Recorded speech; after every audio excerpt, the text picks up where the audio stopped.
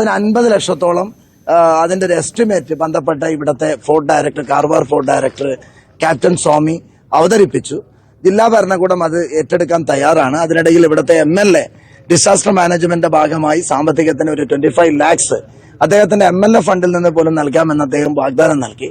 ഏതായാലും നാളെ ഒരു ദിവസം ഇൻഡിപെൻഡൻസ് ഡേ ആയതുകൊണ്ട് അവർ തെരച്ചിൽ അവസാനിപ്പിക്കുന്നു. നാളെയില്ല, മറ്റന്നാൾ രാവിലെ മുതൽ ഇതേ രീതിയിൽ നേവിയും ഈശ്വർ മൽപ്പയുടെ ടീമും SDRF NDRF ഇതേ തെരച്ചിൽ തുടരും.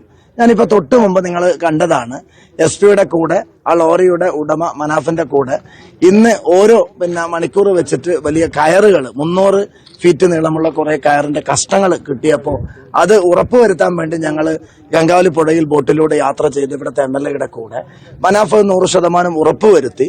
ഒരു കാര്യം ഏതായാലും ഉറപ്പാണ്, ഈ ഒരു 100 മീറ്ററിനകത്ത് എന്ന് വെച്ചാൽ അവരിപ്പോ 20 മീറ്റർ കണ്ടെത്തിയിട്ടുണ്ട്. അതിന്റെ അകത്ത് ഇപ്പോഴും നമ്മുടെ ഈ പത്രസമ്മേളനം നടക്കുന്ന സമയത്ത് പോലും ഇവിടെ മുങ്ങൽ അവസാനിച്ചിട്ടില്ല.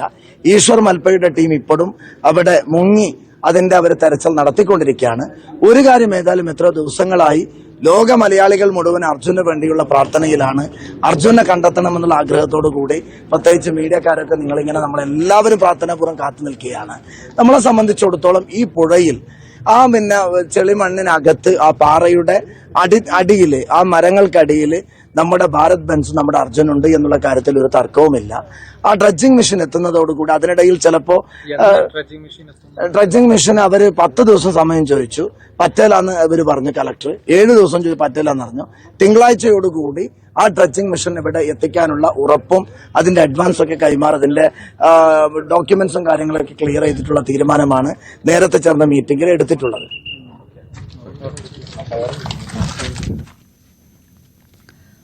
AKM അഷ്റഫ് MLA ആണ് വ്യക്തമാക്കിയത്.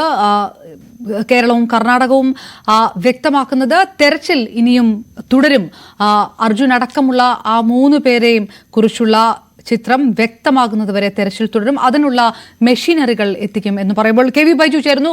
ബൈജു, ഈ പറഞ്ഞു വരുന്നത് പോലെ നാളെ തെരച്ചിൽ ഉണ്ടാവുകയില്ല, പക്ഷേ 16-ാം തീയതി തൊട്ട് പൂർണ്ണമായിട്ട് തന്നെ തെരച്ചിൽ നടത്തും. മാത്രമല്ല ആ തെരച്ചിലിന് കൂടുതൽ പ്രതീക്ഷ കൽപ്പിക്കുന്നുണ്ട്. കൂടുതൽ മെഷീനറികൾ എത്തുന്നതോടുകൂടി ഈ കാണാതായ അർജുൻ അടക്കമുള്ള 3 പേരെ കുറിച്ചും ഉള്ള വിവരങ്ങൾ ലഭ്യമാകുമെന്നുള്ളൊരു പ്രതീക്ഷ എല്ലാവരുടെ ഭാഗത്തും എല്ലാവരുടെ വാക്കുകളിലുമുണ്ട്. ബൈജു, എന്തെല്ലാമാണ് അവർ വ്യക്തമാക്കുന്നത്?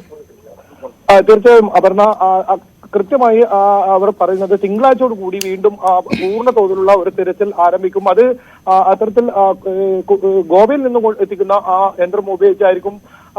ലോറിയുള്ള ഭാഗം ഏകദേശം ലൊക്കേറ്റ് ചെയ്തിട്ടുണ്ട്. ഇനി ആ ഭാഗത്ത് മണ്ണ് നീക്കം ചെയ്യുന്ന ഒരു ജോലിയാണ് ചെയ്യേണ്ടത്. അത് ഏതായാലും ഈ ഈശ്വർ മൽപ്പ ഇത്തരത്തിൽ മുങ്ങൽ പരിശോധനയിൽ എന്തായാലും കണ്ടെത്താൻ സാധിക്കില്ല എന്ന വിലയിരുത്തലാണ് ഉണ്ടായത്. അതുകൊണ്ട് തന്നെ ഈ യന്ത്രം ഉപയോഗിച്ച് അവിടുത്തെ മണ്ണ് പരമാവധി നീക്കിയതിനു ശേഷം ഉള്ള ഒരു തരത്തിൽ ഏതായാലും ഈ ദൗത്യം നീളും എന്ന കാര്യത്തിൽ സംശയമില്ല. പക്ഷേ അത് നാളെ തെരച്ചിലുണ്ടാവില്ല. വരും 2 ദിവസങ്ങളിലും മറ്റ് ഈ തിങ്കളാഴ്ച നടക്കുന്ന തെരച്ചിലുമായി ബന്ധപ്പെട്ട തോതിലുള്ള കുറച്ച് പ്രവർത്തികൾ ഇവിടെ ഉണ്ടാവും. ഒരു പക്ഷേ മൽപ്പ ഈ തെരച്ചിൽ തുടരാനും സാധ്യതയുണ്ടെന്നും അദ്ദേഹം വ്യക്തമാക്കുന്നുണ്ട്. എന്തായാലും തിങ്കളാഴ്ച ആയിരിക്കും ഈ പൂർണ്ണ തോതിലുള്ള തെരച്ചിൽ ഉണ്ടാവുക എന്നാണ് മന്ത്രി ഉൾപ്പെടെയുള്ളവർ ഇപ്പോൾ വ്യക്തമാക്കിയിരിക്കുന്നത്. ഏതായാലും ഇന്നത്തെ തെരച്ചിൽ അതിന്റെ അവസാന ഘട്ടത്തിലേക്ക് എത്തിയിരിക്കുന്നു. കാര്യമായ സൂചനകളൊന്നും ഇന്ന് ലഭിച്ചിട്ടില്ല എന്ന് തന്നെയാണ്. ആകെ ലഭിച്ചത് ഒരു കയറാണ്. ആ കയർ ലഭിച്ച സ്ഥലത്തിന് സമീപം ലോറി ഉണ്ട് എന്ന ഒരു പ്രതീക്ഷയിലാണുള്ളത്. ആ ഭാഗത്തായിരിക്കും തിങ്കളാഴ്ച ഈ യന്ത്രം എത്തിച്ച് ഇത്തരത്തിൽ പരിശോധന നടത്തുക. അപർണ. റൈറ്റ്. KV ബൈജു ഷിരൂരിൽ നിന്ന് റിപ്പോർട്ട് നൽകിയത്.